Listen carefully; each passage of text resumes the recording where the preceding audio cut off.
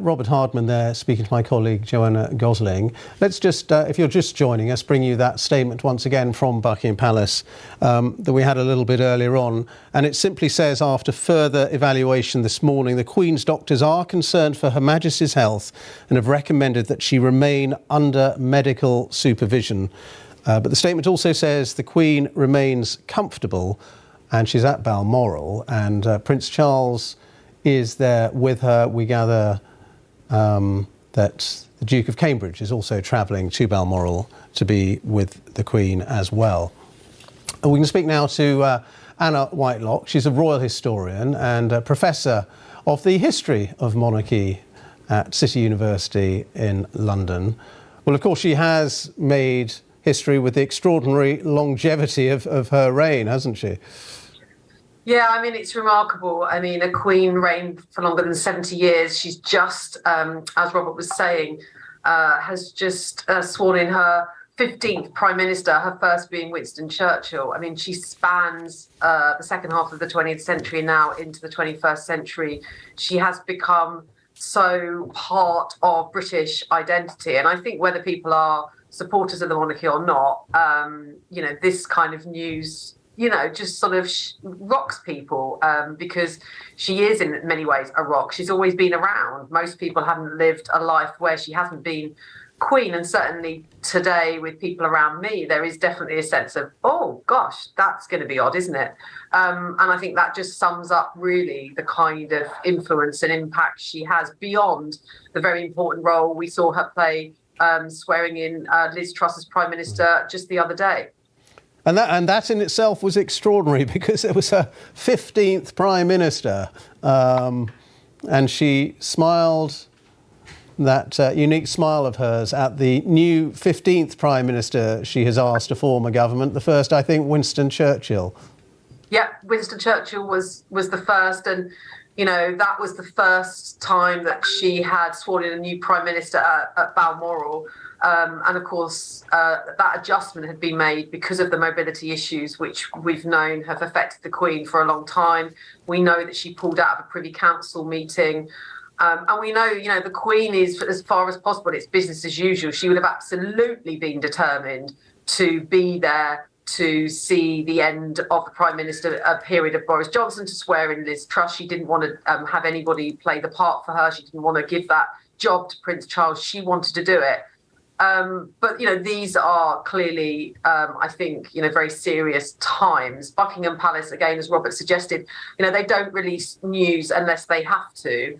And they always try and give little away, really, as far as possible. So I think the fact that they have said what they have says quite a lot. And I think, therefore, we are looking, now at a sense of, decline in the Queen's health. And obviously that would suggest that perhaps, the end is not too long away, which is a remarkable thing just to say, really, having, commented on the Queen for such a long time. And it's such an event potentially now closer than some of us might have liked. And we're now thinking about, the end and life beyond and life after. And of course, people will be hoping the Queen gets better, but she is a woman now, elderly, very elderly, and has had health issues. And I think Buckingham Palace's statement really points to how serious this now is. And Anna, just to underline that, we've just heard in the last few seconds, the Princess Royal is now at Balmoral, and the Duke of York and the Earl and Countess of Wessex are also on their way to Balmoral. We already knew Prince Charles was there at Balmoral with the Queen, and the Duke of Cambridge, we were told by Kensington Palace, was on his way. So obviously very senior members of the royal family are all now gathering at Balmoral. Yeah, I mean, this is the family coming together. And of course, she may be the Queen, but she is, of course, a mother, a grandmother, and her family are gathering around her. And she's at Balmoral, a place that, of course, she loved, that her and Prince Philip loved.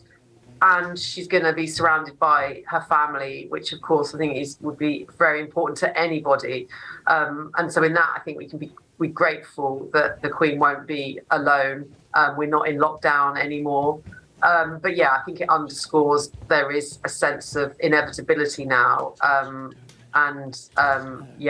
time, at least at Balmoral, slightly away from the glare of perhaps the media. They are able to be a little bit more distant. If the Queen was at Buckingham Palace, the comings and goings of the family would be in the full public glare. At Balmoral, there is a little bit of privacy and seclusion. And so from the Queen's point of view, I think she would probably want to be there, and yes, with her family. And just the fact that we've had this statement, it's such a rarity, isn't it, really, a statement from Buckingham Palace like this. Of course, there have been, periodic medical bulletins about her mobility issues. We've got quite used to those when she's had to cancel certain engagements. But this statement is very different. Yeah, I mean, this is a very significant statement. It's clear the fact that, the Queen, the doctors are concerned. She stays under medical supervision. And actually, I think perhaps more than that, the fact that the announcement that the family are on their way, I think that says a lot.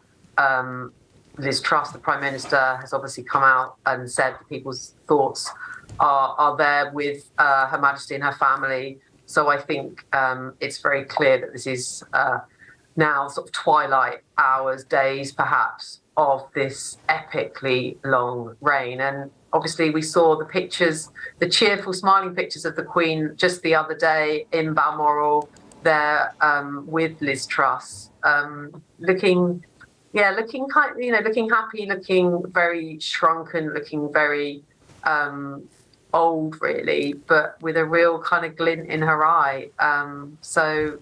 Poignant times, I think. And as we kind of wait now, there is a sense of, the inevitability and the question of when this great change might come and when the announcement might be made.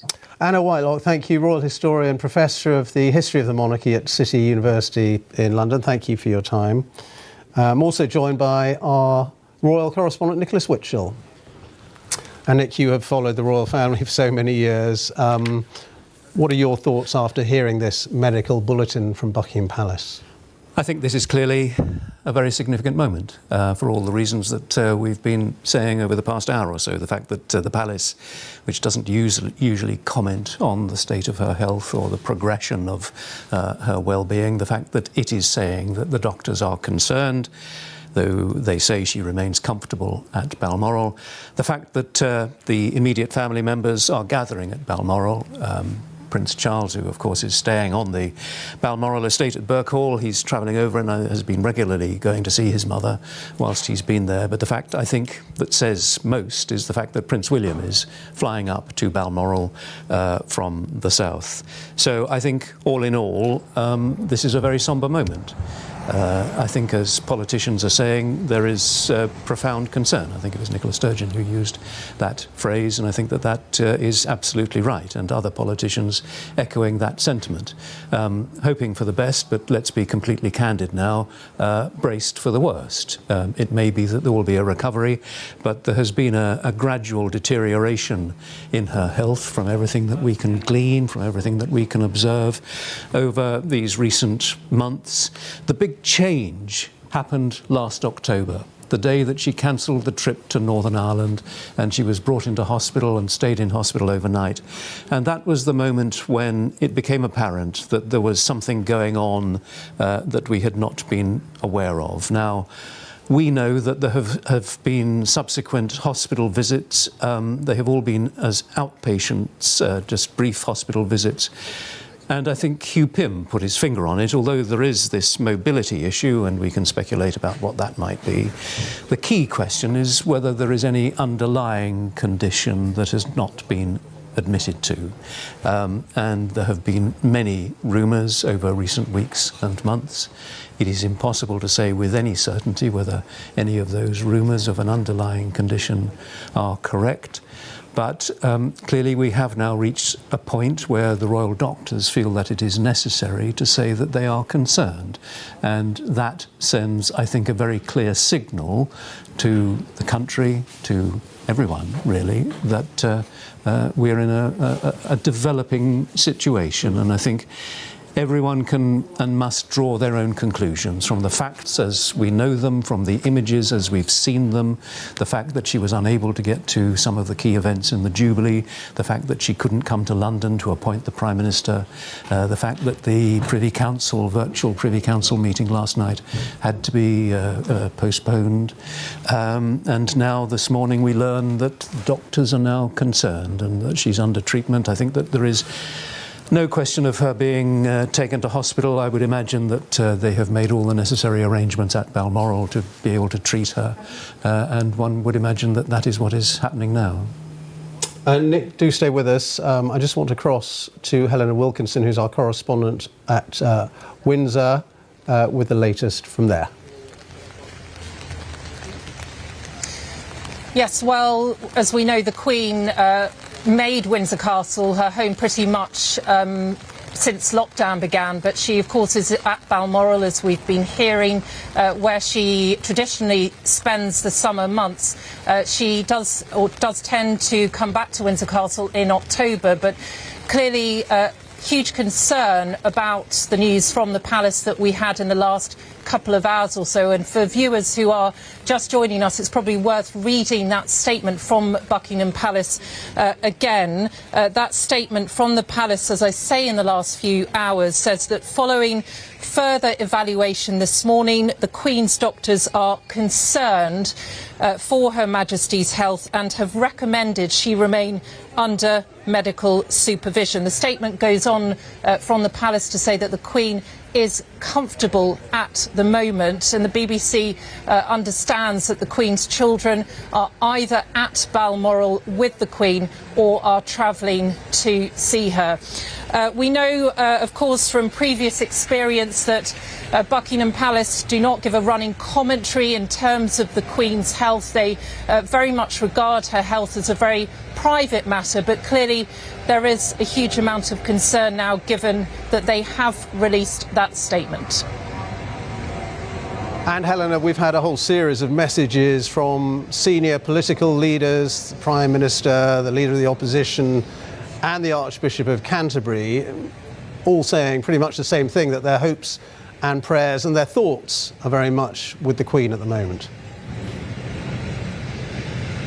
Yes, very much so. First and foremost, of course, thoughts are with the Queen and her family, the immediate family, we understand, were told as soon as we had that statement from the palace. It's understood that her immediate family were told straight away as to how the Queen was. But as you say, we have had statements from the Prime Minister, Liz Truss. She has said that the whole country will be deeply concerned by the news. Liz Truss goes on to say that she says her thoughts and those of everyone in the UK are with the Queen and her family. We've also heard from the Labour leader, Keir Starmer, who has reacted to the news from the palace about the Queen's health. Keir Starmer has said that he is deeply worried and joins everyone in hoping for the Queen's recovery. And as you just mentioned as well, Ben, the Archbishop of Canterbury has said that he was sending his prayers, and the First Ministers of Scotland and Wales have also joined well-wishers in sending their thoughts. As I say, for the palace to issue such a statement and for doctors to say that they are concerned about the health of the Queen, she now remains at Balmoral. She is said to be in a comfortable position at Balmoral, but she will be kept under close supervision by doctors there. We know on Tuesday, of course, that the Queen said goodbye to the outgoing Prime Minister, Boris Johnson, and she welcomed the new Prime Minister, Liz Truss, on Tuesday. Now, that would have been no doubt a pretty exhausting day for the Queen, and it was since September, October time that we have seen Her Majesty scale back from her duties.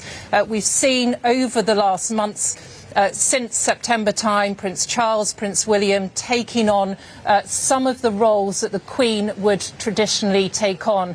And we know that she is somebody who puts duty first and foremost, but clearly over the last months her health has got worse. We heard from the palace since September that she's had these episodic mobility issues, and that was causing her problems, and that led to a number of cancelled events. But we did see her, of course, at her Jubilee celebrations outside Buckingham Palace. She attended the Royal Windsor Horse Show, and she also made an appearance at the Chelsea Flower Show as well.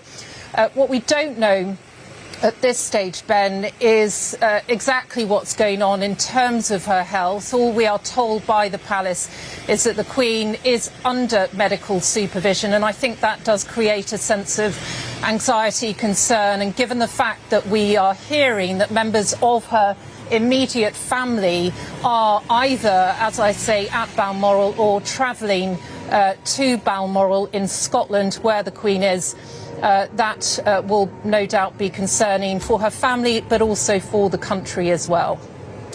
Helena, thank you very much. Helena Wilkinson there for us at Windsor, and more continuing coverage here now on BBC News from my colleague Hugh Edwards.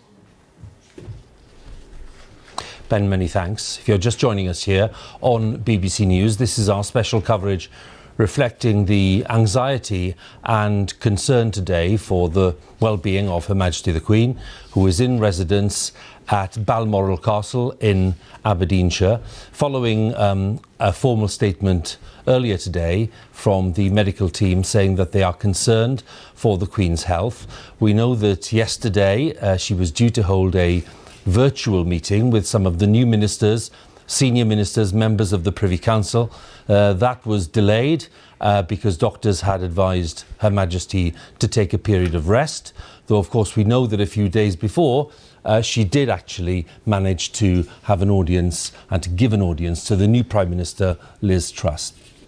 So we're staying on air to report these concerns and of course to try to gather more on the reports that have been coming in, to try to reflect on what they might mean, and indeed to ask some very sensitive and respectful questions about the state of the Queen's health. And our royal correspondent Nicholas Witchell is with me. And Nick, for the benefit really of lots of people who are joining us, just getting to grips with the news that's coming in, let's start with how unusual it is for the medical team to express a concern like this. Absolutely, and that, I think, says it all, Hugh, really. Since October, when things changed, and since then there has been a gradual deterioration in her health, Buckingham Palace has said as little as possible. They regard this essentially as a private matter. They will not engage. They say no running commentary on the state of the Queen's health. So the fact that this morning the doctors felt it necessary to make public the fact that they were concerned for her health. Now, that is really the first time that that has been said. If we go back to October, to when this change happened and that trip to Northern Ireland had to be cancelled at very short notice, I think what happened then was that there was a fall probably at Windsor Castle. She was brought in to King Edward VII Hospital. She stayed there overnight. We'll recall that Buckingham Palace, perhaps rather unwisely, tried to keep it secret. And we were told that there were preliminary investigations taking place, but we were never told into what. And ever since then, the only reason for the health concern has been this episodic mobility issues. Well, now, you know, there are all sorts of possibilities as to what that might be. I suspect it's probably been gout, which can be very, very painful and which can be very debilitating to somebody. But the key question is whether there has also been some underlying condition, some serious life-threatening condition. Now, as I was saying a moment ago, we know that there have been subsequent visits to hospital. They've been brief. They've been as an outpatient. They've lasted about an hour or so. There have been all sorts of rumours. Somebody very senior at Buckingham Palace said to me not so long ago, well, don't believe all the rumours. So in the absence of anything that has been confirmed, in the absence of anything that we, the BBC, would have been able to say with certainty, it has been impossible to give any sort of impression as to where this is all going. But certainly it has been my impression, as I said on the news just a couple of days ago, that there had been no sharp significant change in her condition in recent weeks. I think it's been a gradual deterioration. She is, after all, as we know, a lady of 96, and what 96-year-old does not experience health concerns. But the fact that the doctors have this morning felt it necessary to say what they have, and the fact, more pointedly, more significantly perhaps, that family members are travelling to Balmoral. Now, we can all draw our own conclusions from that, and it is not really for us to try to speculate or to draw out what may be happening. It is pretty self-evident. The fact that Prince William is breaking his programme and flying up to be with his grandmother, the fact that other members of the family are also travelling there, we understand. We don't know about the Sussexes, whether they might be going up there. I mean, there's a suggestion, Nick, just in the last couple of seconds, that they may also be on their way. Right. Well, that, again, I think that just adds to the sombreness, the solemnity of this moment. But we should not rule out the fact that, according to the statement, she remains comfortable at Balmoral, and they would all be hoping that she will be able to rally from this and recover. But, well, I think the facts speak for themselves, and as Nicola Sturgeon said, there is profound concern. We hope for the best, but I think we are now at the stage where we must prepare for the worst. Nick, as you speak, we are looking at some of the scenes at Aberdeen Airport, where some more of the small jets have been arriving, and as you say, that's reflecting the fact that close members of the family are making their way there as soon as they can, really. That's the only conclusion one can draw. And Aberdeen Airport, of course, is not that far away from the estate, is it? It's 45 miles. It's a good part of an hour's drive, as the outgoing and incoming Prime Ministers discovered just 2 days ago. I mean, how ironic, really, that that photograph perhaps is the most recent photograph that we have of her kissing hands, to use the expression, with Liz Truss. But yes, they will be making that journey. The weather doesn't look terribly good outside Balmoral, but they will be wanting to get there as quickly as they can, given the overall circumstances, because clearly there is a need now for some, I would imagine, urgency for the family to gather and to take stock of what is happening, to speak to the doctors and to assess for themselves what the situation is. Just being told that, as we mentioned just a few seconds ago, Nick, that the Duke and Duchess of Sussex have arrived. I'm taking it that means at Aberdeen Airport, so they'll be on their way. I would imagine so, yeah, and of course it's very fortuitous for them that they happen to be in this country just at the moment, that they're not in California on this brief visit, of course, to the United Kingdom and in Germany. And just thinking about that photograph that we saw of the Queen with Liz Truss, I mean, many people have commented on the bruising on the Queen's right hand, and various reasons have been advanced for that. One of them, of course, is the possibility that there had been a cannula inserted into the hand for some sort of treatment, because it was quite noticeable and quite marked. And I think, as most people would agree, she looked quite frail, but as we know, was determined to carry out her constitutional duty and receive the resignation of Boris Johnson and appoint or invite Liz Truss to form a government. But that was the most recent sight of her. But then, of course, the news last night that the meeting of the Privy Council had been cancelled, that meeting at which new ministers would normally have been sworn in. Quite what happens in that terms, but that really, I think, is a very insignificant question in the context of the overall concern that clearly there is now for the health of Her Majesty the Queen. Nick, let's just pause for a second, if we may. Nicholas Witchell, our royal correspondent, who's going to be here for the next period, as we just follow the reports coming in from Balmoral. The time is approaching 2 o'clock in the afternoon, and it is a time of reflecting on the Queen's health and of sharing the concern of so many people about the Queen's well-being at this stage. So it is 2 o'clock here on BBC News, and we are continuing our special coverage. Buckingham Palace having said that the Queen is under medical supervision at Balmoral Castle in Aberdeenshire after doctors became concerned for her health.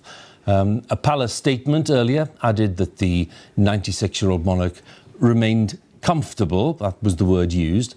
The BBC understands that the Queen's children, are either at Balmoral or are travelling to Balmoral, the Queen's very cherished estate in Aberdeenshire. And Kensington Palace says that Prince William is also on his way. The Prime Minister, Liz Truss, issued a statement. She, of course, saw the Queen just a couple of days ago. She said the whole country will be deeply concerned by this news.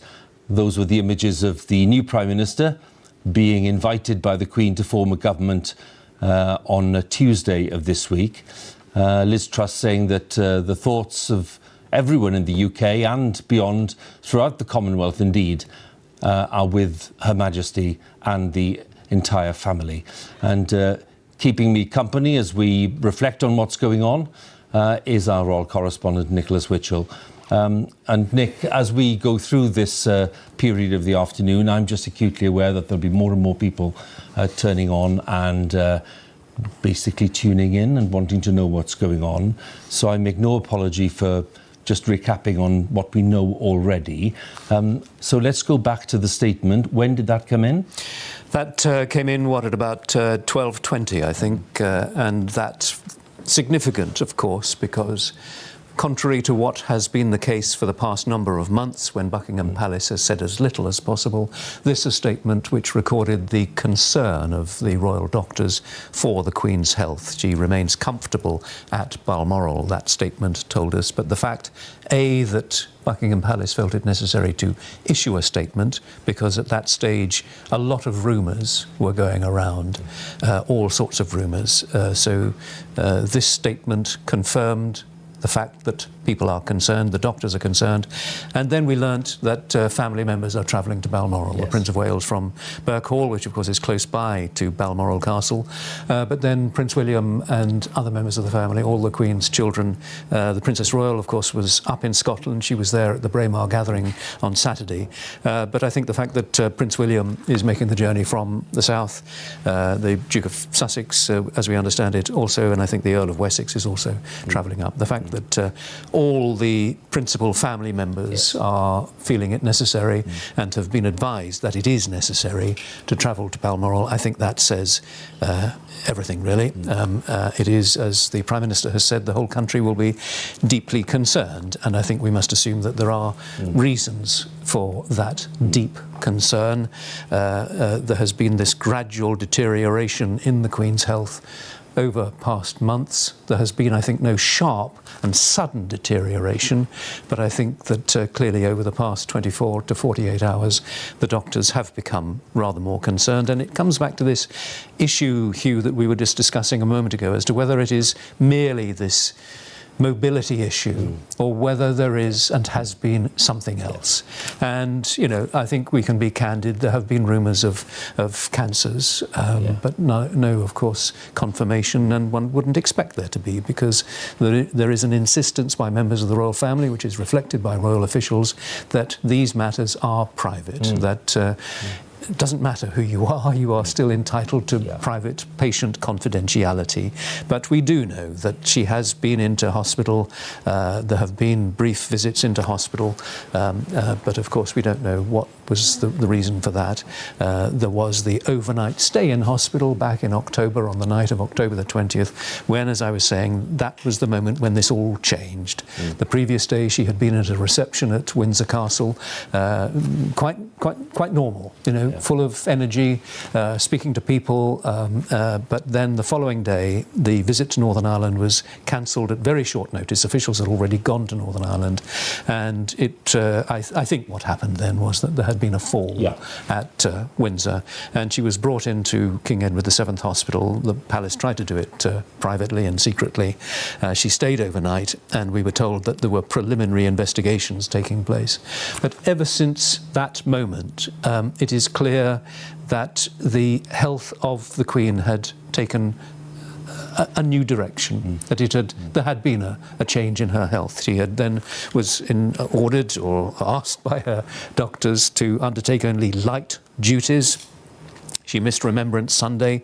There were, of course, any number of virtual audiences, so she was continuing with the duties, her constitutional duties as head of state, welcoming new ambassadors, having conversations with the Prime Minister, the weekly audience either by phone or virtual link-ups. So all of that continued, and all the paperwork continued. You know, the red boxes, there was no let up from those. Those continued, and she completed the paperwork.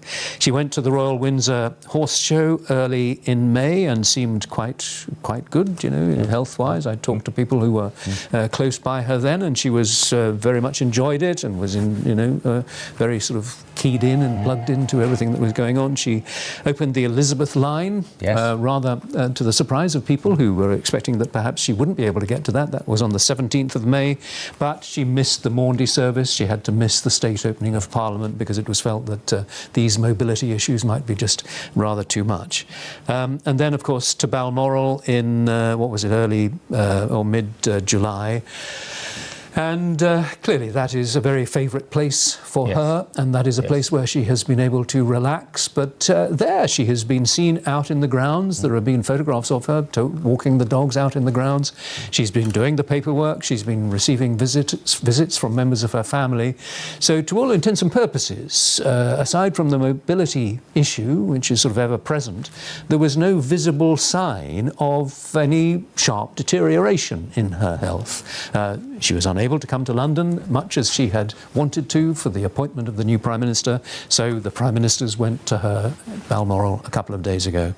But we are now in this situation where we just wait for further news from Buckingham Palace in a state now where I think we should be concerned, deeply concerned for her health. You made reference there, Nick, to the fact that Balmoral is very much a cherished home for the Queen and members of the royal family, with so many happy memories there for them. Some of the viewers, indeed, over the past few weeks have been asking just the obvious question, maybe, which is that the Queen clearly had health problems going back several months, but the decision was made to leave Windsor and to go to Balmoral, where the summers are traditionally spent. That would have been the Queen's decision, her insistence that despite the health problems, she still wanted to go there. I'm sure that the royal medical household will have made arrangements, and she will have been assured that they would be able to manage whatever the situation was, that they would be able to manage it at Balmoral. Now, we never know quite what arrangements, what contingency plans are put in place, but I think we can rest assured that they will have been put into place. I think at this stage there is no suggestion of moving her to hospital. It would be the Aberdeen Royal Infirmary, and that, of course, is a journey of 45 miles, as I was mentioning, from Balmoral into Aberdeen. It could be done by helicopter, but perhaps, you know, at this stage, I would imagine, and who are any of us to imagine what would be her wish, but one might suppose that she would prefer to stay at home, to stay at Balmoral, to these cherished surroundings which she has known since she was a child, where she is very much relaxed. It is a tranquil setting. She will be in her room. She will have her family around her. She will have whatever medical attention is necessary, because I'm quite sure that is there at the Royal Doctor's disposal. Yes. Nick, thank you so much. We'll pause for a second because I would like to talk to my colleague, our correspondent, Damien Grammaticus. Damien, really, this is to ask you about the kind of response we've been having so far from some of the politicians, and maybe you can tell us a little more about that.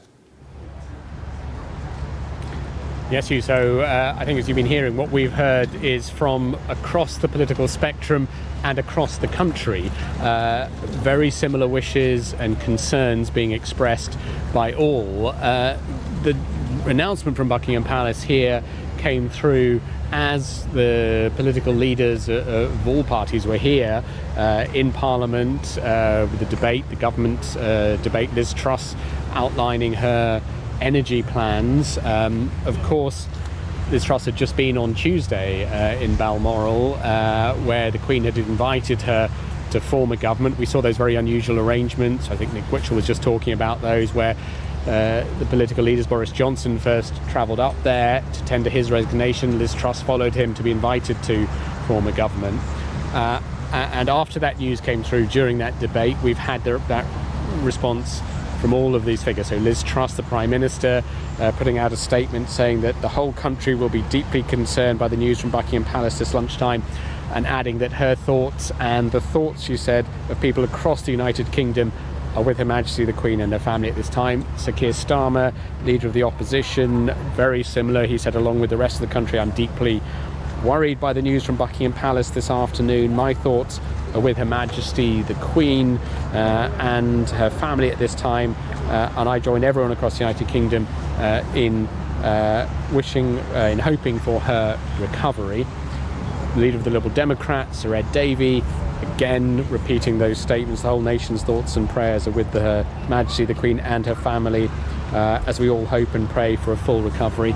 And then from around the United Kingdom, so we saw Nicola Sturgeon, the First Minister in Scotland, saying that all of us are feeling profound concern at the reports about Her Majesty's health. My thoughts and wishes are with the Queen and all the royal family at this time. From First Minister of Wales, Mark Drakeford, again the same concern to hear the news from Buckingham Palace. Best wishes to Her Majesty and her family on behalf of the people of Wales. And from Northern Ireland, we have from Sir Geoffrey Donaldson, the leader of the Democratic Unionist Party, again thoughts and prayers and those of the Democratic Unionist Party with Her Majesty and her family at this time. So united in concern, united in concern too for her family.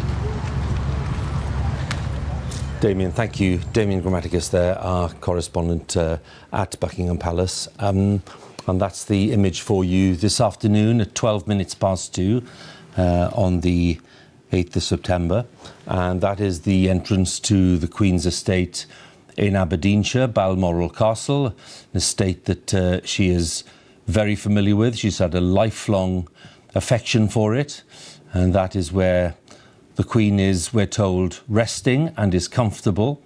But her medical team, having expressed concern at just after midday today about the state of Her Majesty's health. So we are reporting on the latest developments there as they come, any further statements that are made, and indeed bringing you news that close members of the royal family are either there at Balmoral as we speak, or they're certainly on their way, and they include the Prince of Wales, they include the Duke of Cambridge, and we understand the Duke and Duchess of Sussex, who are in the UK at the moment. So we're told that they too are making their way to Balmoral, along with, of course, the Princess Royal and the Earl of Wessex and the Duke of York. So the children will be there with their mother, and the doctors giving an assurance that the Queen is being kept as comfortable as possible, getting all the attention that you can imagine. But all of this, of course, won't really come as a big surprise to people, given the Queen's great age at 96, and of course a catalogue of an increasing number of health issues and health problems over the past few years. And then, of course, in recent months, lots of meetings and planned events having to be cancelled, some of them at short notice, because of what the medical team described as mobility issues. And indeed, it restricted what the Queen was able to do around her own Platinum Jubilee celebrations back in June. It's restricted lots of things in the meantime. But lots of the images that we've had of the Queen recently are very much like these, where the Queen seems very businesslike and very happy to conduct meetings and to greet guests, whether they are senior military figures or diplomatic guests or political guests, and of course the weekly audience with the Prime Minister, which is a traditional meeting. So the Queen has been very much trying to get on with her work. She takes it very, very seriously. It's been a notable characteristic of the reign. She was very much tutored in the ways of following constitutional affairs and the government's work by her father, King George VI, and in many ways people say that she has simply continued his way of doing things, and that is to be serious and to be diligent and to be of service to people, as she promised at a very young age to be of service all her life, however long or short it would be. Well, it's turned out to be a very long life, and she's 96, and those engagements that she's been able to fulfil, she certainly has. Even if she's taken a walking stick at some point, and we've seen the walking stick at various moments during some of the visits, in this case to a hospital. And as we look at these images, and Nicholas Witchell is with me, it is remarkable, Nick, that the Queen has been able to undertake as many of these visits as possible, given what we know now about the struggle she's had with mobility. Yes, absolutely. I mean, determined to continue to do as much as possible into her mid-90s, visiting this hospital and an old people's home near Windsor just before she headed up to Balmoral. Even though, as we can see from these images, there was a significant weight loss, and that, I think, struck people in the Queen's Christmas broadcast. And many people, of course, have speculated that following the death of a spouse, very often people do decline, they do lose weight. It does have an impact on their own health. And she lost her beloved husband in April of last year, just those 2 months short of his 100th birthday after those 73 years of marriage.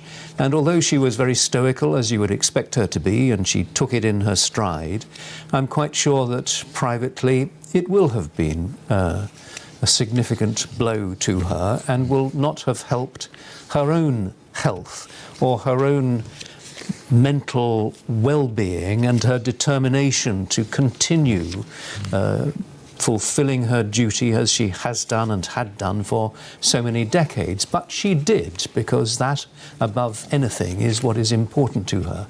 So she continued seeing as many people as possible via those virtual audiences, which of course began during the lockdown, the pandemic, when she was forced to meet people, greet people via virtual calls, and it showed us a different and a new side to her. It was really rather endearing, wasn't it? Because we got a sense of her rather dry sense of humour. We weren't used to listening into audiences such as that, but we did. And she was out and about as much as she could be, but missing some of the significant moments which normally are fixed points in the royal year, the state opening of Parliament, Remembrance Sunday, Maundy Thursday, and that sort of thing. And increasingly, as we've seen, although here she was visiting this hospital, increasingly, of course, the Prince of Wales, the heir to the throne, has stepped up and has been more publicly apparent in deputising for her, and he's been very much aware of that, and and he's in his 70s himself, but clearly he has stepped up, as indeed have other members of the family. And I think the other aspect which will have been quite difficult for her, of course, in recent months have been the family difficulties, and I think that we can only imagine really how painful those have been to her. I think the difficulties with Prince Andrew and the continuing difficulties with the Sussexes have been a considerable drain for a person in her mid-90s, when she would be hoping that she would be able to relax and just enjoy her family around her. And she's been having to cope with these. And people who know her have said, yes, it's been very difficult. Of course it has. How could it not be? More people wanting to contribute to the narrative today, Nick, and we've now got Cardinal Nichols, Vincent Nichols, the Archbishop of Westminster, who is, of course, head of the Roman Catholic Church in England and Wales. And he's just issued this statement. I am concerned, says Cardinal Nichols, to hear the news about Her Majesty the Queen's health. I offer my prayers for her and her family. May the blessings of the Lord strengthen and comfort her and her family. So an expression of concern there from Cardinal Nichols. There it is, posted on social media. His concern to hear the news about Her Majesty the Queen's health, and offering his prayers for the Queen and the family. And as we were just underlining, more and more of the family gathering at Balmoral, at the Queen's side. there's the main entrance to the estate, and what we're seeing today is close members of the family were either there already, including the Prince of Wales, who was at his residence not far away, but also including the Duke of Cambridge, who's made his way up, and the Sussexes, as Nick was mentioning earlier, also on their way, but other close members of the Queen's family. Her children, principally, of course, Charles and Anne, and Andrew and Edward. We have a statement from the Chief Rabbi, and the Chief Rabbi is also keen to express his concern. Her Majesty the Queen, says the Chief Rabbi, very much in my prayers today, and I know that Jewish communities around the Commonwealth will join me in wishing her a full and swift recovery. More of those expressions of concern coming in, and I'll bring them to you as we receive them. The Queen, as we know, is patron of the Royal Commonwealth Society, which is a network of individuals and organisations committed to improving the lives and the prospects of Commonwealth citizens right across the world. Dr. Linda Yu is chair of the Royal Commonwealth Society, and I'm pleased to say that she's joined us on what is a day of concern for everyone watching. Dr. Yu, can I ask you first of all for your response to the reports about the Queen's health today?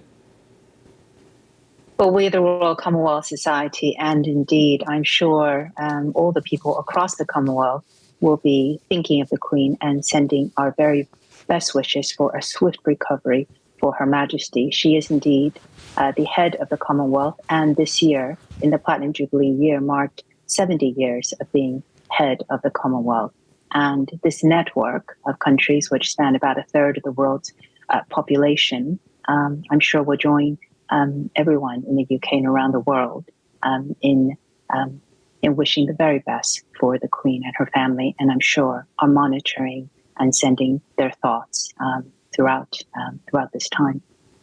Dr. Yu, for those who are not that familiar with the way that the Commonwealth works, and you as stakeholders operate within it, how engaged is the Queen with the workings of the Commonwealth and the welfare of Commonwealth citizens?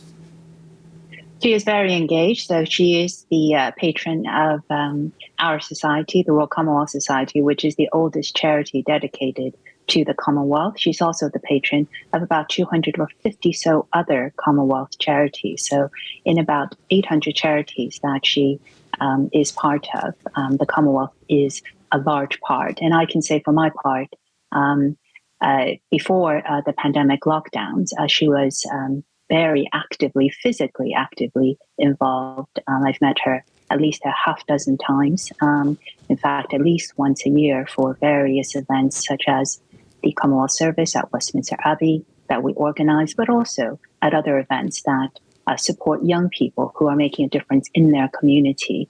And that's my strongest sense of the Queen's influence in the Commonwealth from the charitable sector, which is she's very inspiring, but she takes the time to make sure those who are doing more for their communities, for the Commonwealth, are supported and indeed are recognized. So the Queen's Young Leaders, which is a program that we are a partner of, had a young leader from every Commonwealth country, which was then 54 countries. And they were brought to Buckingham Palace. The Queen spoke to them individually. And this is just a few years ago. She was in her 90s. And she spends the time to make sure that the values of service are instilled in young people. So every time we do an event, we do often get asked to make sure there are young people there to continue to do more for the Commonwealth and for the world. So my strong sense is that she has made a massive difference at the official level in diplomatic circles. But what has struck me the most is how committed she is at the personal level to the people. And it's the people-to-people links in the Commonwealth, I think, that make it probably unlike other international networks. Very important to underline, Linda, isn't it really, that the Queen, in terms of setting foundations for the future, has made it very clear that part of the legacy will be whenever that is materialised, will be very much a continued commitment to the progress of the Commonwealth. Yes, very much so. And because of her mobility issues, so the last time I saw her was at the Commonwealth Service in March 2020 before the lockdown. But obviously, since the lockdown,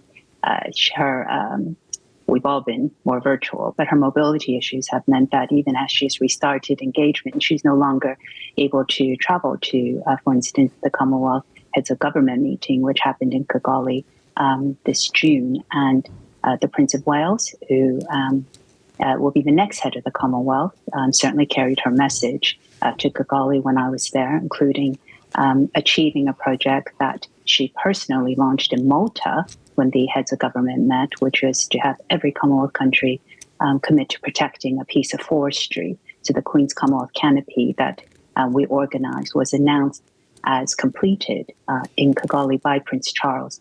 And I think it's this ability of Prince Charles and also the Duke of Cambridge and other members of the royal family to pick up, to continue to support some of the important work the Queen has been dedicated to, for instance, in the environment. And I think with all of this, it is this 70 years of the Commonwealth that she has been head of the Commonwealth.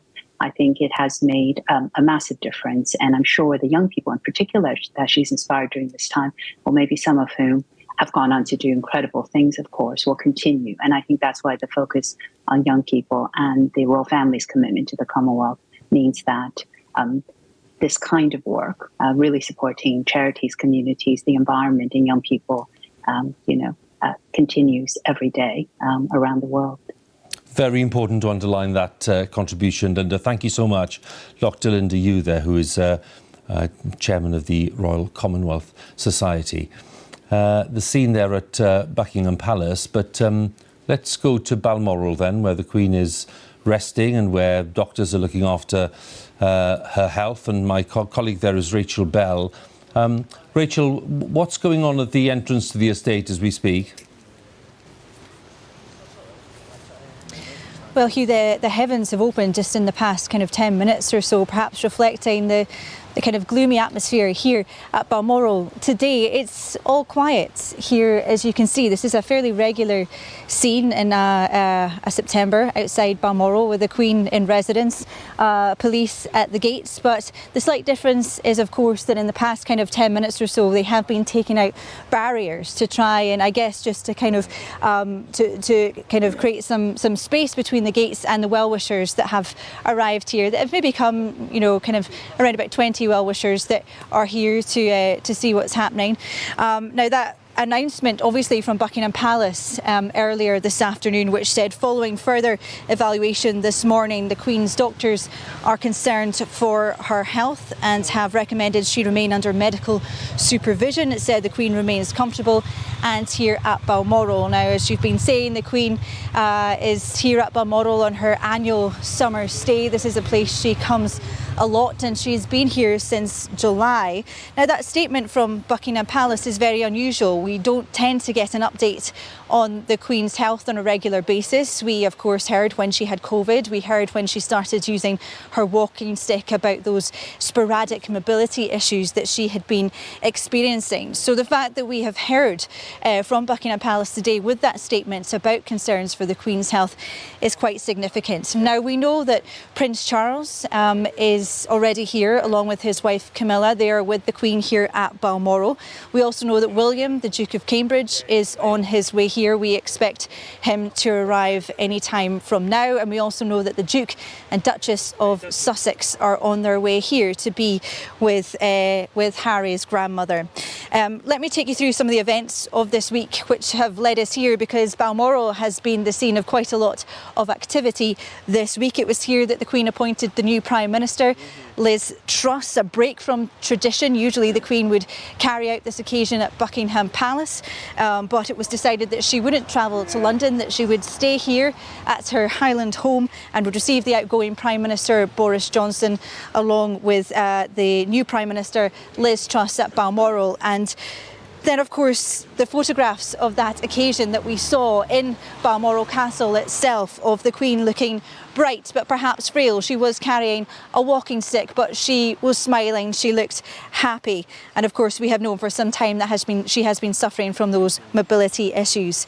And then of course we learned of that virtual meeting of the Privy Council, which had to be cancelled yesterday evening fairly last minute because of concerns that the Queen needed to rest. She was advised by doctors to rest after what they called quite a full day on Tuesday. She was of course unable to attend the Braemar gathering on Saturday, and she's patron of that gathering and she rarely misses this event. She is hugely fond of this event and people love seeing her there, but she was unable to attend because of those mobility issues, and her son Prince Charles stood in for her. And this all of course takes us to today, standing once again outside Balmoral, and you would expect there has been widespread reaction from across political parties, from prominent figures. Prime Minister Liz Truss saying the whole country will be deeply concerned by the news. She said her thoughts and the thoughts of people across the UK are with the Queen and her family. First Minister of Scotland, Nicola Sturgeon, said her thoughts and wishes are with the Queen and all the royal family at this time. And the Archbishop of Canterbury said his prayers are with Her Majesty. He said, may God's presence strengthen and comfort Her Majesty, her family and those who are caring for her here at Balmoral. Rachel, thank you very much for the latest there. Rachel Bell, our correspondent there at Balmoral. We are reflecting, of course, on the Queen's health and the fact that there's been an expression of concern by her medical team, which has sparked all of this coverage and the concern of many people beyond Balmoral about what is going on there, and the fact that the members of the close family are making their way there or are there already. We can talk to our health editor, Hugh Pym, a little more about the health problems as we know them, because this phrase mobility issues, Hugh, has been used quite frequently in the past few months. And of course, people then tend to speculate or have their own ideas about what that might mean. What guidance can you give? Well, that's right, Hugh. And interestingly, it wasn't mentioned in the statement just an hour or so ago from Buckingham Palace, which mentioned the concerns of doctors and the fact that the Queen was under medical supervision at Balmoral. There is a suggestion, maybe, not least the fact that the Palace very rarely makes comments like this about the Queen's health, that there is an underlying issue that we don't know about, in addition to her mobility issues, which is the real cause for concern. And as we've been hearing, she was unable to take part, felt she was unable to take part in the virtual Privy Council meeting. She missed the Braemar gathering, the Highland Games near Balmoral, but she has been seen in public at times over the summer, including the opening of the Elizabeth line at Paddington and the Royal Windsor Horse Show a couple of months before. So mobility has been an issue, possibly reluctance to actually be involved in public events involving a lot of walking or a lot of standing still. But the tone of today's announcement does suggest concern, serious concern really, amongst her doctors. She's said to be comfortable at Balmoral. We don't know the full implications of that. That can mean different things in medical terms, but as has been said, the fact that senior members of the royal family are joining her at Balmoral shows their degree of concern and anxiety. The images we're seeing here were of a visit to a hospital where Queen was using a walking stick from time to time, but smiling broadly, meeting some of the medical staff there. Of course, the image the other day, the still image we had of the Queen's meeting with the new Prime Minister, Liz Truss, the audience, where she invited Liz Truss to form a government. That image, of course, has been studied in a lot of detail, not least because there was a mark on the Queen's hand, and that prompted a lot of speculation too. Again, what guidance can you give on that? Well, there was a lot of speculation, Hugh, about whether this might or might not, we simply don't know, imply an underlying condition, circulation issues. She certainly looked frail in that meeting with Liz Truss. as she invited the leader of the Conservative Party to form a government, and it would have been a very tiring day that day, and seeing Boris Johnson before as he tendered his resignation as Prime Minister. But yes, I think there has been speculation for the last 48 hours, particularly in the light of that cancellation of her appearance virtually at the Privy Council, which she certainly would have wanted to take part in, given the appointment of the new Prime Minister.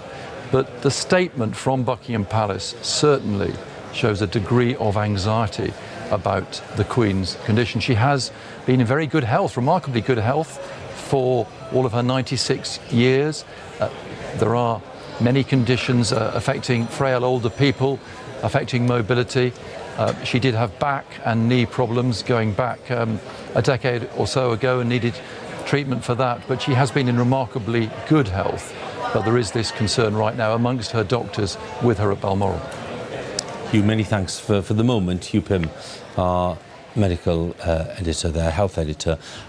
We have a statement from the former Prime Minister, Sir Tony Blair, who has again been saying a few things about the developments today. This is social media from Sir Tony Blair.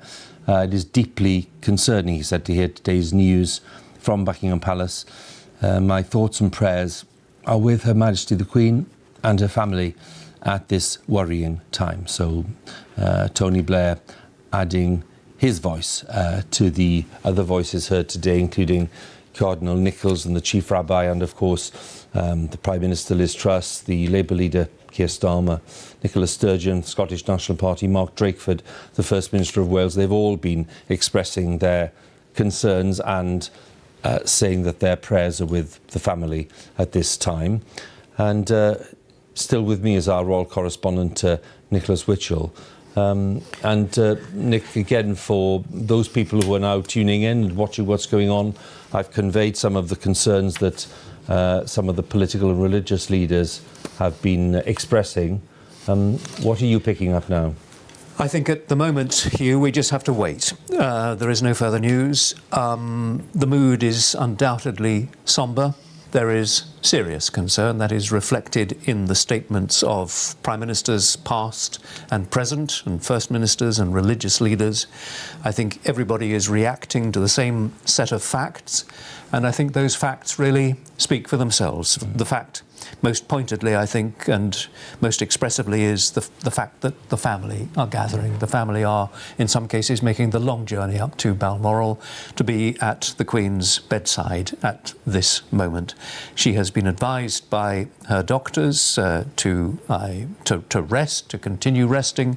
Her doctors have said that there is now concern for her health, and that is the first time that they have said as much publicly. That, I think, speaks for itself also.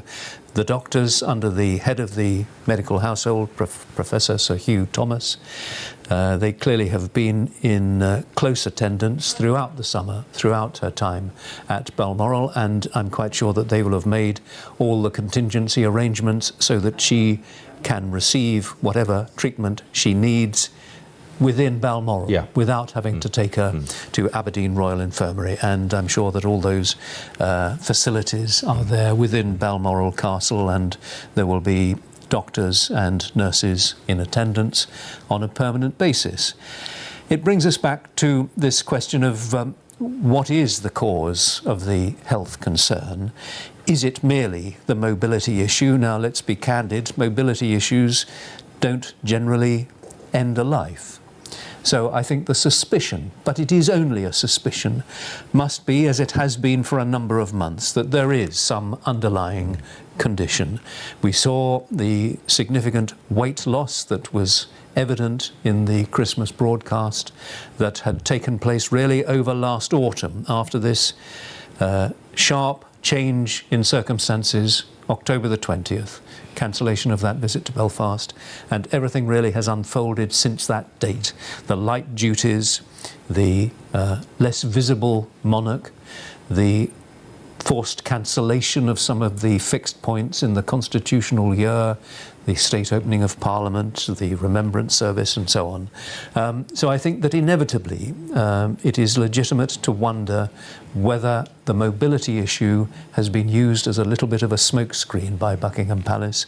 Episodic mobility issues, well, perhaps that is gout, which, as we were saying, is very painful, very debilitating, and could be a reason for the inability to go out in public as much, quite apart from just the fact that she is 96, a vehicle there coming out of Balmoral.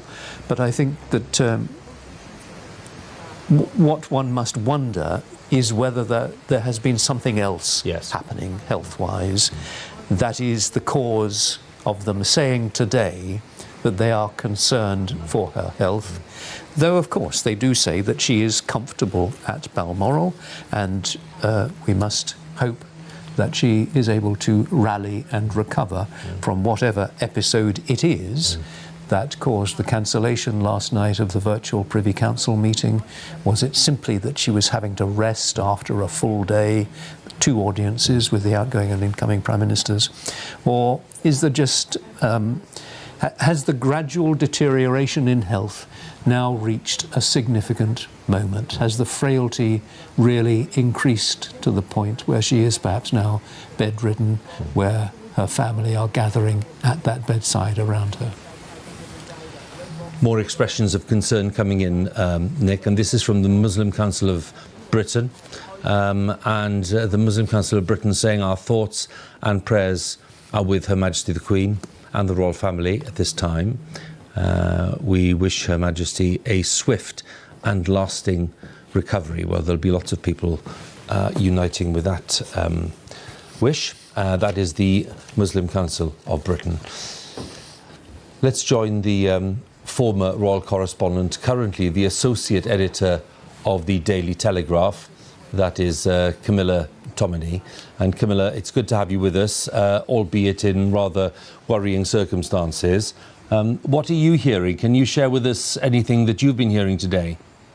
I think really it's in line with what Nick Witchell has just spoken to you about, Hugh, really. On one hand, obviously, journalistically, there's a desire to try and find out what exactly has gone on, while balancing that with the privacy of a woman who is undoubtedly known to everybody in this country as our greatest public servant.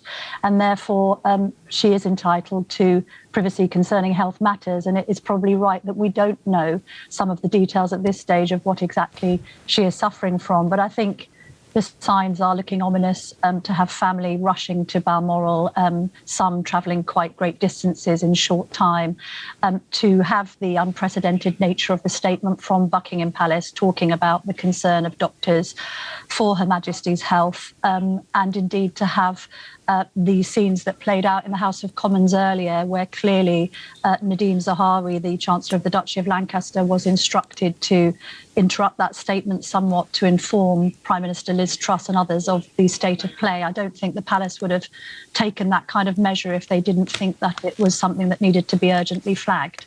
And so, like your viewers now, you know, I'm reflecting with a degree of worry and sadness that the royal family have had to gather at the Queen's bedside like this. We were talking as well about the cancellation of the virtual meeting with the Privy Council yesterday. That followed, of course, the audience with Liz Truss and with Boris Johnson on Tuesday. Again, just in terms of what that might have signalled, we were discussing with Nick just now, Camilla, that could have been, of course, just a need to rest after a rather busy day for a woman of 96. But the inevitable thought today, of course, is that the last 24 hours may have brought something of a sharp deterioration.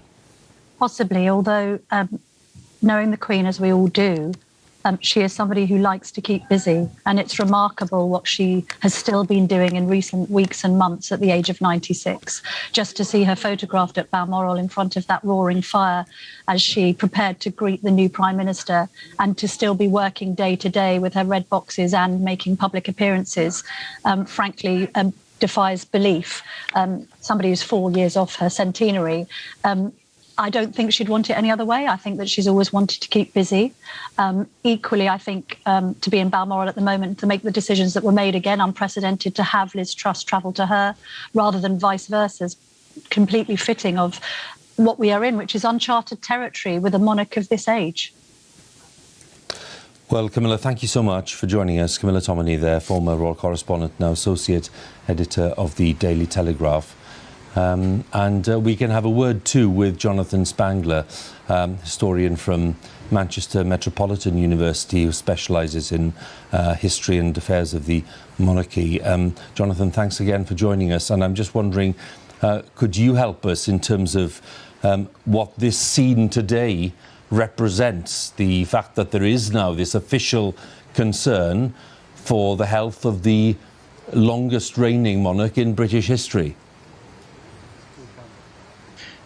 Well, I think that very last sentence that you said really puts a fine point on it, that this is one of the longest reigns we've ever seen. So I believe that people aren't really entirely sure what is going to happen, although, of course, as we know, there are very, very set protocols that have been in place for many years, and many things will be set into motion as they need to be.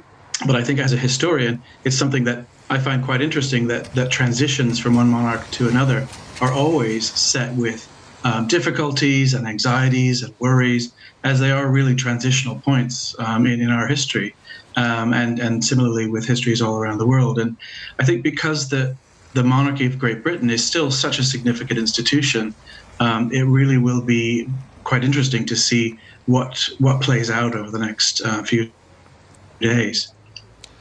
We are talking, of course, about a family that is concerned for the health of a mother and a grandmother and a close relative, but having to do that really in the full glare of the public publicity that comes with that. So the stresses are clear. It's not that they are unused to the glare of public publicity, but at this time, of course, it's very much a family that is concerned for the well-being of a loved one, and somebody who's loved not just by the family, but by millions, billions indeed, of people around the world. That's the perspective, isn't it, that changes all of our calculations about what's going on and the implications of what's going on. And again, you can help us in terms of past precedent. When we think about similar circumstances in the past, they're a very long time ago, transitions can be very problematic things. Yes, that's right. The history of any monarchy, whether it's Britain or other European or even non-European countries, these have often been very challenging times. And every monarch, for the history of any monarchy, has had to balance the needs of being a public figure with being a private figure. And so the fact that they have both the family has to react as a dynasty and do a public role, and private, as you mentioned, this is the grandmother, this is the mother, is often a very difficult balance.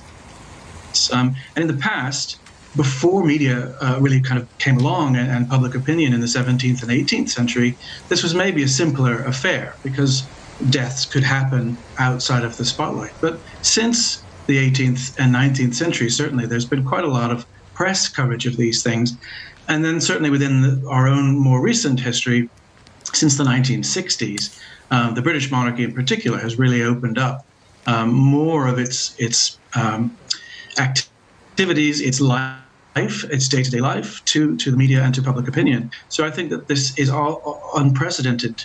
But I also think that we live happily in terms of monarchical history, we live in more, I guess I could say, civilized times. So there isn't really, there's no threat of some rogue royal racing in to grab the throne. Those days are past. So I think we can look to a bit more civilized transitional phase. Jonathan, thank you so much for joining us. Dr. Jonathan Spangler there from Manchester.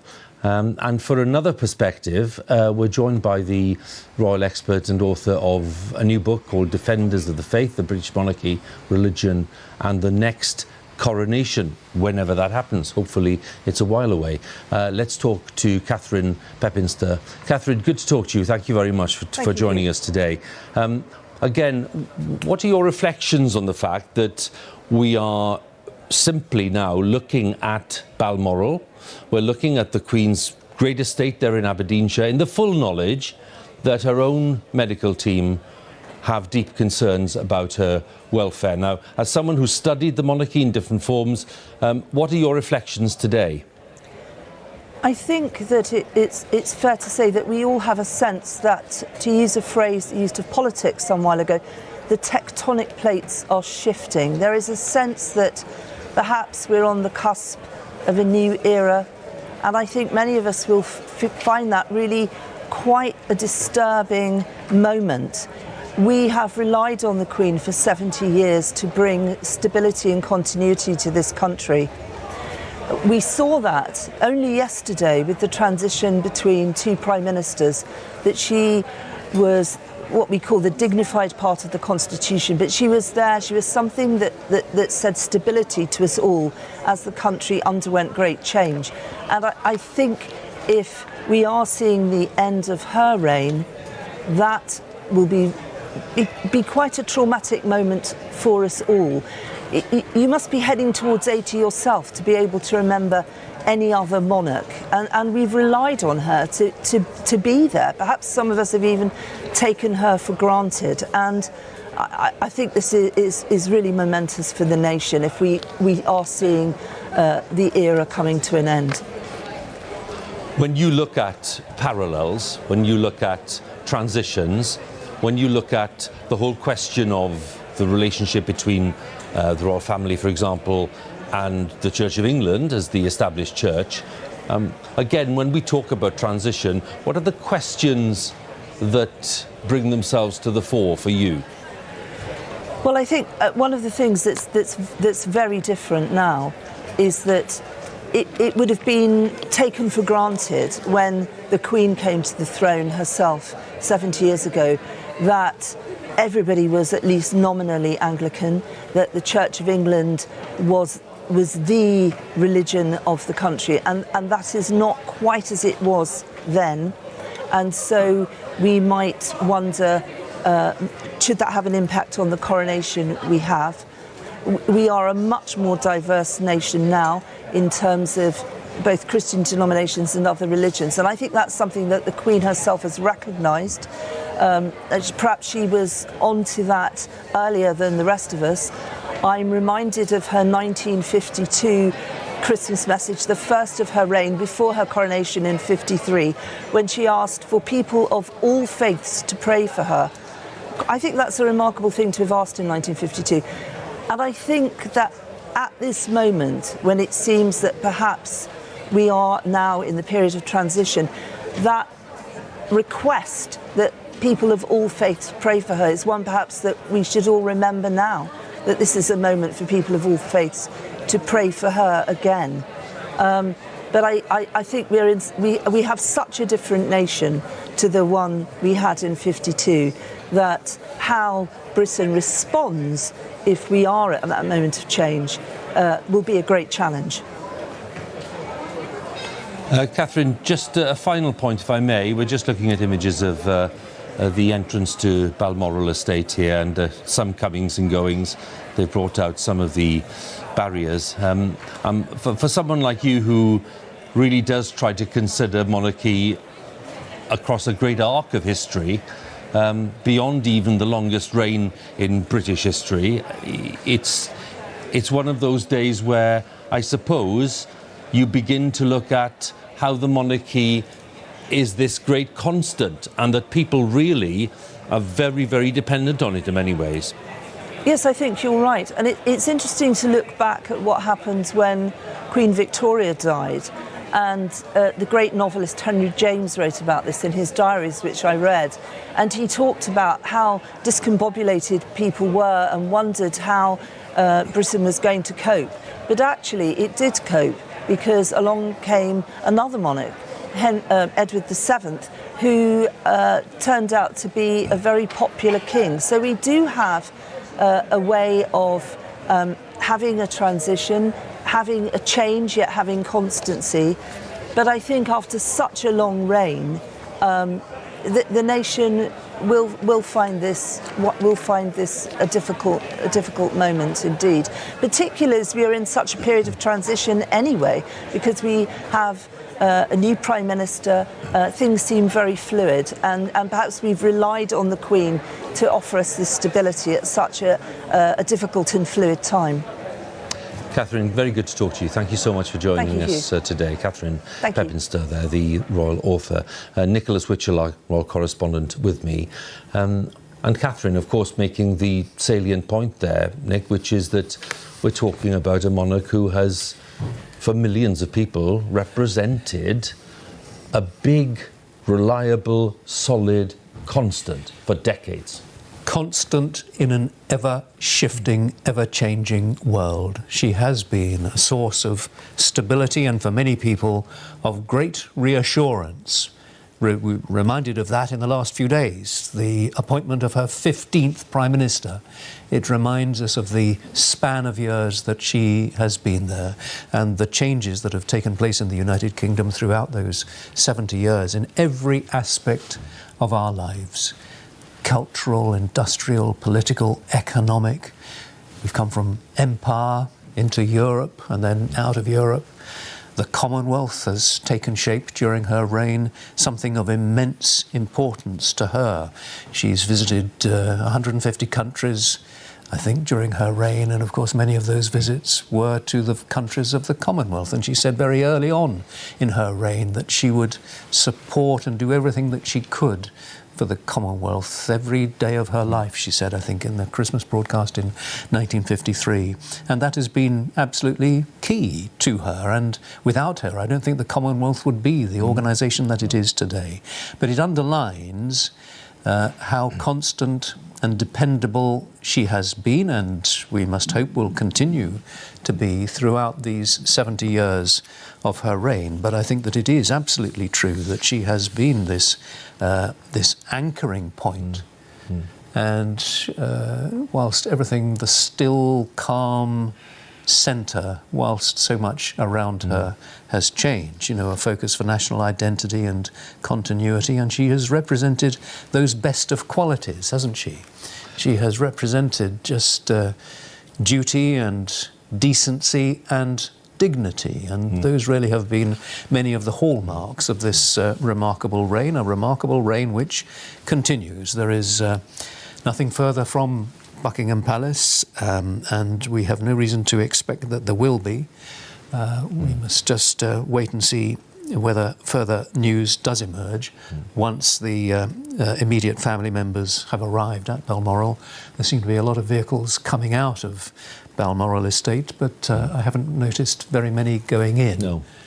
But we will continue, obviously, to watch events there.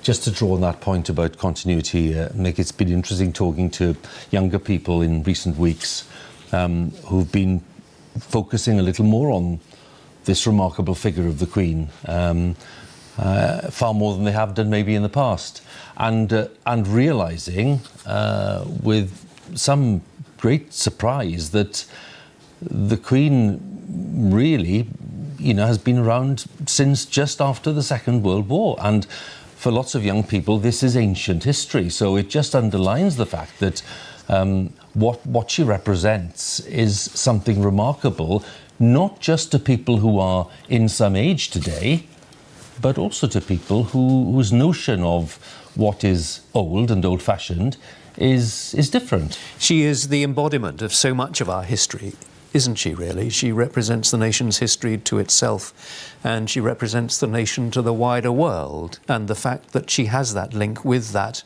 greatest generation, if you like, of the Second World War. She was part of the armed forces as a member of the Auxiliary Territorial Service. She never saw action, obviously, but she did join up. She wanted to do her duty, and at the age of 18 she did.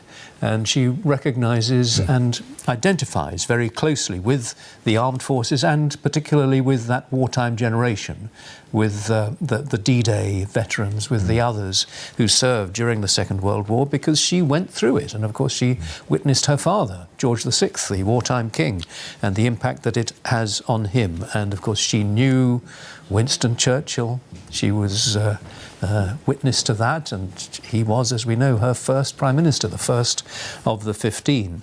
But now, talking of continuity, reminds us, of course, that Prince Charles is at Balmoral. He will be at his mother's side. He is already the oldest, longest-serving heir apparent in British history. Yeah. So he is there, whatever is the outcome of the present concerns about the Queen's health. Charles is there. We've seen him standing in so much more, deputising for her in recent months. And when ultimately he does take to the throne, it's an extraordinary fact that he will be the oldest person to become king in British history. But that is the situation at the moment. We await any further news, but at the moment there is nothing further of any certainty that we can say. Earlier, Nick, we were talking about the Queen's great adherence to the Christian faith, and the fact that, of course, she took very seriously her status as head of the Anglican Union. And this is a statement from the Anglican Communion today, from the office of the Anglican Communion. We join with Anglicans around the world in praying for Her Majesty Queen Elizabeth II and her family. The Queen is head of state of 17 countries, has been head of state of others during her life. She's also head of the Commonwealth. All of these areas are served by one or more of the 42 churches of the Anglican Communion. We pray for God's presence to strengthen and support the Queen, they say, the royal family, and those who are caring for Her Majesty.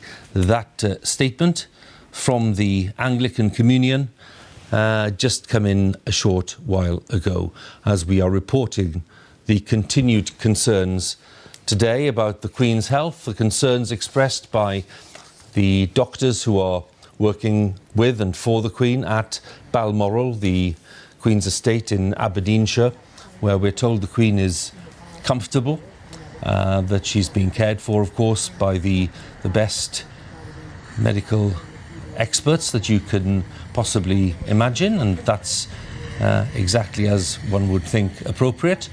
The family gathering there too, and as Nicholas Witchell, our royal correspondent, was saying earlier, people will draw their own conclusions from the fact that Prince of Wales and the Princess Royal, Duke of York, the Earl of Wessex, the Duke of Cambridge, the Duke and Duchess of Sussex, we think as well, have either arrived or are about to arrive at Balmoral. So that is the scene at the entrance to the estate. The Queen is being kept as comfortable as possible.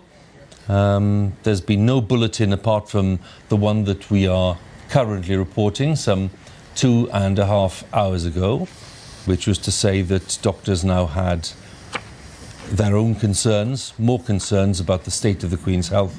She was under constant supervision, but they felt it necessary to issue that statement expressing the concern there.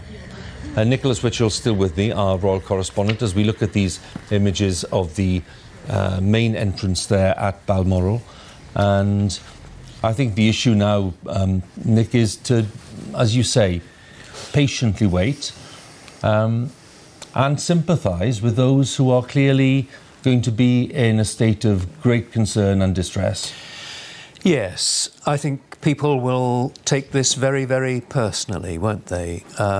Because clearly there is reason for great concern, and people will find it, I think, even quite disorientating. The thought that the Queen's life may be moving into its final chapter, we don't know. But clearly the facts, as we've been saying, do speak for themselves. The fact that all of her children and the Cambridges and the Sussexes are travelling to Balmoral. Well, they wouldn't be doing that if there wasn't some good reason for it. We don't know precisely what that reason is. Inevitably, there are all sorts of rumours out there, but I understand that Buckingham Palace is not expecting to say anything more at this stage. There have inevitably been rumours of statements at this hour or that hour or whatever, but there is nothing imminent, I am led to believe. They will update us as and when they have something to say. It's not clear, unless anyone else has spotted convoys going in, it's not clear whether those other members of the family, on the basis that they would have been alerted perhaps late this morning, and organising flights, it takes a bit of time. It's an hour and a half up to Aberdeen and then the road journey from Aberdeen. So it's unclear whether those family members, whether the children, if we can call them that, have actually arrived at Balmoral. They won't necessarily go in through that main gate. There are many entrances into Balmoral, and if they want to go in privately, they would obviously be able to do that. But that's the situation. We await any further news that Buckingham Palace chooses to share with us, but clearly at this point there is concern, and there is concern that will be felt by millions of people, not just in this country, but by millions of people around the world, because I think, whether you're a monarchist or not, and we know that not everyone is, I think most people would concede that this is a monarch who had gained the widest respect for the dutiful way in which she has fulfilled her role for these 70 years. And many people will feel a great personal concern at this moment, at the thought that just possibly this long reign may be drawing to a close. But we shall just have to wait and see. We will wait for a statement, if there is a statement, when it comes. Let's go from Balmoral to Queen's home in central London, Buckingham Palace. And our political correspondent, Damien Grammaticus, is there. And Damien, maybe you can kindly remind us of some of the things that political leaders have been saying following the statement from the doctors earlier. Yes, Hugh. Well, that statement came through as the House of Commons was sitting, as the Prime Minister, the Leader of the Opposition, were all assembled there, and there was a debate ongoing about the current energy crisis. So the Prime Minister, Sir Keir Starmer, fairly quickly the news spread through the Commons. There were briefings that were given. The Speaker made an announcement, and what we've heard then are statements from all of those political leaders. So I can just give you a flavour from the Prime Minister, Liz Truss. She has said that the whole country will be deeply concerned by the news from Buckingham Palace this lunchtime.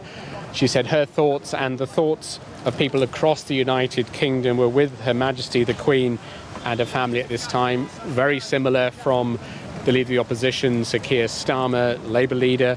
So along with the rest of the country, I'm deeply worried by the news from Buckingham Palace this afternoon. My thoughts are with Her Majesty the Queen and her family, and I join everyone across the United Kingdom in hoping for her recovery. From Sir Ed Davey, leader of the Liberal Democrats, again, the whole nation's thoughts and prayers are with Her Majesty the Queen. We hope and pray for a full recovery. And then from around the country too, around the United Kingdom, we've heard from Nicola Sturgeon, the First Minister in Scotland. All of us feel profoundly concerned at reports of Her Majesty's health. My thoughts and wishes are with the Queen and all the royal family at this time. From the First Minister in Wales, Mark Drakeford, he's concerned to hear the news from Buckingham Palace, sends his best wishes on behalf of the people of Wales.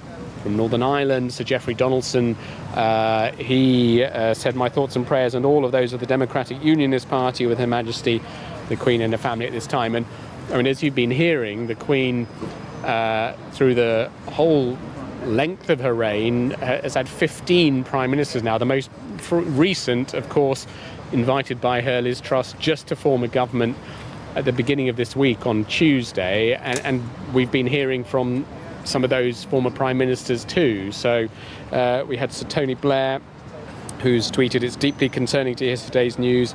my thoughts and prayers are with the Queen and family, and from David Cameron as well. I send my heartfelt thoughts and prayers to Her Majesty the Queen and the royal family at this worrying time, he said. So some of those who had daily or weekly interactions with her as Prime Minister coming here to the palace. She's been a constant throughout that, a constant throughout the political life of the nation, all of whom expressing their deep concern as that news came through from the palace. Damien, thank you. Damien Grammaticus with the latest there at Buckingham Palace. Just a quick update again on the political leaders who've been speaking today. This is the Welsh First Minister, Mark Drakeford, who's clearly as well watching the reports with interest and concern. He said in Cardiff just now, I should begin by just reflecting on the news published through Buckingham Palace earlier today. An afternoon of sober reflection and anxiety for households across Wales and beyond. Of course, we are wishing all sympathy and understanding with members of the royal family who are gathering at Balmoral. That is the Welsh First Minister, Mark Drakeford, the latest in the line of political leaders who have been expressing their concern today. And the Royal Standard flying there above Balmoral Castle in Aberdeenshire, showing that the Queen is in residence and very much the emblem of royal authority and power. And that is really the symbol that's been very familiar to those people in that part of Scotland for summers going back to the 1950s and before then, because it's a favourite location of the royal family, and it's been a lifelong passion of the Queen to spend time in Balmoral and to enjoy the landscapes around there and the great beauty of the countryside. And it's been a great tradition for the family to spend lots of time together during the summer at Balmoral, which of course goes back to the decision just a few weeks ago to move from Windsor and to uphold the tradition of spending time at Balmoral, despite the fact, of course, that the Queen's health problems were causing issues around mobility and indeed around the ability to fulfil some engagements. But the Queen was clearly determined not to break with tradition and to spend some time in the lovely surroundings there in Aberdeenshire, and that is why the Queen's in residence there in early September. So that's not a surprise in that sense. The Queen's affection for it is well established. But of course, it's not Windsor, and Nicholas Witchell is with me. I suppose Windsor would be counted as the home, would it, Nick? I think yes. It's her favourite workplace, as it were. Balmoral, of course, is always the summer residence where she can relax insofar as it's possible to relax when you've got red boxes and paperwork arriving every day. But I think that she would, as you've said, have been absolutely determined to go to Balmoral. She went up on the 21st of July and would be expected normally to return south to Windsor sometime next month when the sort of royal calendar resumes with Remembrance Time and up to Christmas and all that sort of thing. But yeah, I think psychologically it would have been a great refreshment to her to go to Balmoral, to the bracing atmosphere in the Scottish Highlands there, and you do feel as though you are a little bit away from it all when you're there, and I think that would have been very attractive to her, and I think that I'm quite sure that her officials and her doctors will have recognised that it would have been good just for morale for her to be in the familiar surroundings of Balmoral, where she is at the moment with those doctors. Well, we can have a look at what's going on in Windsor. Nick, and my colleague Helena Wilkinson is at Windsor for us, and what's going on there, Helena? Can you update us on any developments at Windsor Castle? Well, as you mentioned, Hugh, the Queen, she was in Windsor and left in July to go to Balmoral. It's where she traditionally spends her summer months. So that was when she was last here. Here in Windsor, the news is starting to trickle through. People just starting to learn about the news following that statement that we had from Buckingham Palace. Probably worth just repeating to viewers who are perhaps just joining us that statement which came in at about 12:20 from the palace to say that the Queen's doctors are concerned about her health and that she is now under medical supervision.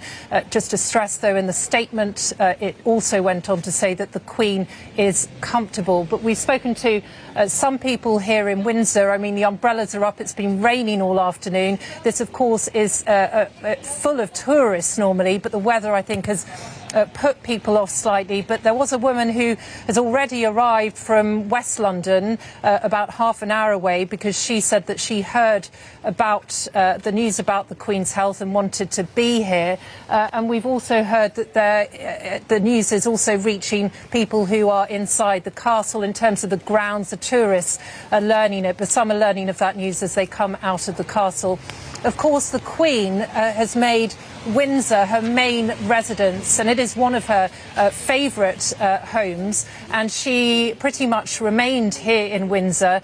You'll remember, Hugh, since the first lockdown, since the COVID pandemic struck back in 2020, and this is where she has spent much of her time. But we've been talking, haven't we, all afternoon? We've been hearing from Nick Witchell and other guests to say about the significance of the statement from Buckingham Palace. We've seen in the past, and you'll know this, Hugh, that they do not tend to give a running commentary about the Queen's health. They very much see her health as a very private matter, but I think it is significant. They have released a statement. Doctors are concerned about her health. Added to that, we are seeing this afternoon members of the royal family either already at Balmoral or travelling there. If you put all of that together, I think there is real concern and anxiety about how the Queen is. Helena, thank you very much. That's the view at Windsor. We're going to jump over to Downing Street if we can, because I think our political editor Chris Mason has arrived in Downing Street. Chris, we saw the message of concern earlier from the new Prime Minister, Liz Truss, who, of course, did see the Queen a couple of days ago. What's Downing Street telling you? A profound sense of concern, Hugh, here in Downing Street and more widely in Parliament. I was watching proceedings in Parliament just a couple of hours ago as that debate was underway, talking about energy prices. And it was clear prior to the public statement from Buckingham Palace that something serious, something profound was happening, because notes were passed along the front benches to the Prime Minister and indeed to the Deputy Leader of the Labour Party, Angela Rayner, as Sir Keir Starmer was on his feet at the time, and indeed to the Speaker of the House of Commons, Sir Lindsay Hoyle. And it was shortly after that that the public statement was made by Buckingham Palace, and then the words of concern from our political leaders. I'll just remind you of what Liz Truss, the Prime Minister, said just a couple of hours ago. The whole country will be deeply concerned by the news from Buckingham Palace this lunchtime. My thoughts and those of all people across our United Kingdom are with Her Majesty the Queen and her family at this time. And as we've been reflecting, the new Prime Minister saw Her Majesty just a couple of days ago at Balmoral for that day that lies at the heart of the British Constitution, that knitting together of monarchy and parliament and government with the transference of power. One of the many roles that lie at the kind of sanctity of the monarch, dealing with governments that come and go and sharing those private moments that Prime Ministers of the past have reflected on as being so important to their time in government. That chance to tap into the wisdom of someone who's been on the world stage for so many decades, who has met and spoken to publicly and privately so many international statesmen and women over the decades, that they could use her as a sounding board in those weekly audiences, knowing, unlike pretty much any other political conversation they might have, that it wouldn't leak, that it really was private, and tapping into that wisdom that wouldn't be matched, I guess, by any other figure in the world. When we look at the range of views in the House of Commons and beyond, Chris, of course there's a spectrum of views about monarchy and the place of monarchy in British public life. But I suppose the thing about Her Majesty the Queen is that there are people there who are staunch Republicans who nonetheless can fully respect the Queen and her sense of duty and sense of service. Yes, that capacity by longevity to transcend broader views about the monarchy, because you have to be, around 70 years of age, more than 70 years of age, to have any knowledge firsthand, an awareness of being alive with somebody else upon the throne. So whilst the vast majority of members of Parliament are pro the idea of a monarchy, yes, of course, there are some who think an alternative governance structure would be wise, but even amongst them, and they are a minority, there is a vast well of support for and respect for the Queen because of that longevity, because of that scale of time in office, because she is such a pivotal figure in the contemporary history of Britain. Chris, many thanks for now.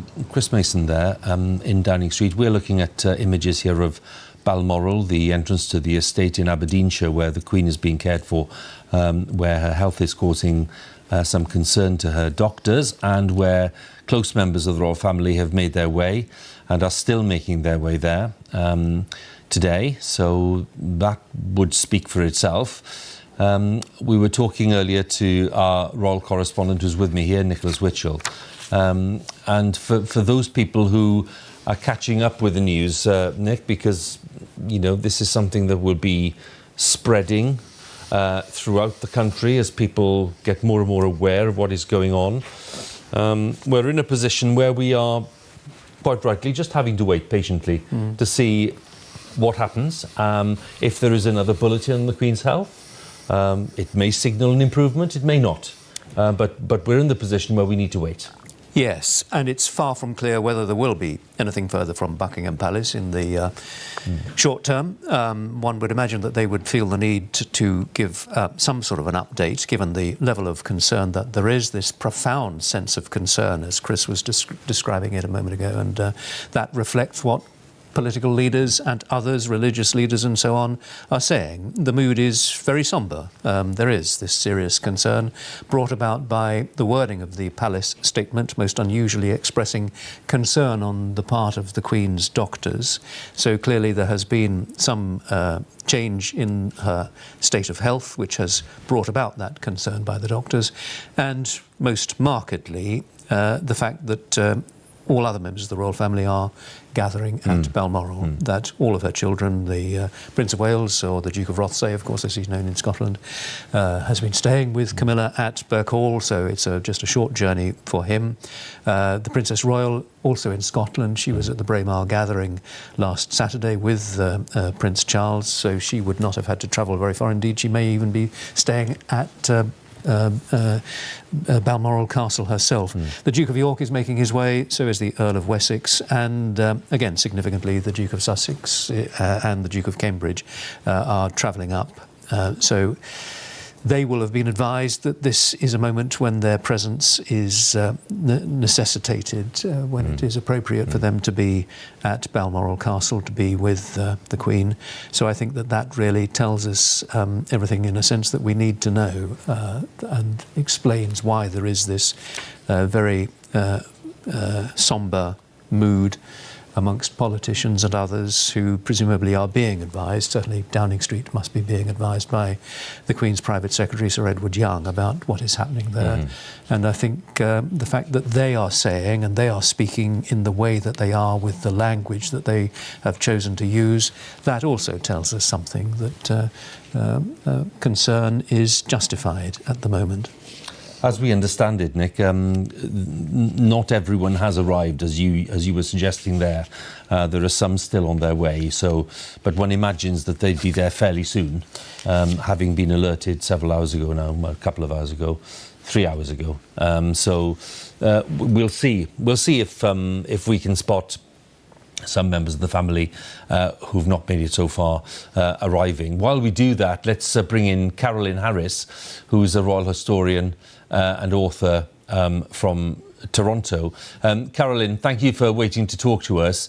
What are your reflections today as we talk in these terms and terms of concern about the Queen's health?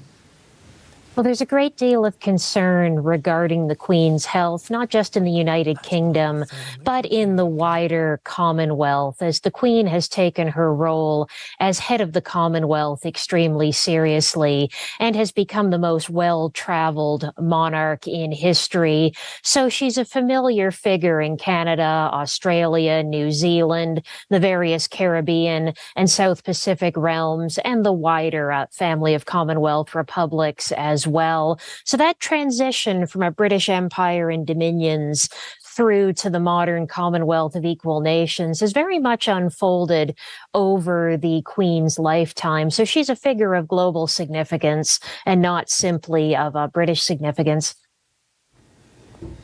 We're just looking at images, Carolyn, of the Queen just a couple of days ago, greeting the new Prime Minister, Liz Truss, and inviting her to form a government. The Queen smiling, looking rather frail, it must be said, but smiling and looking very engaged.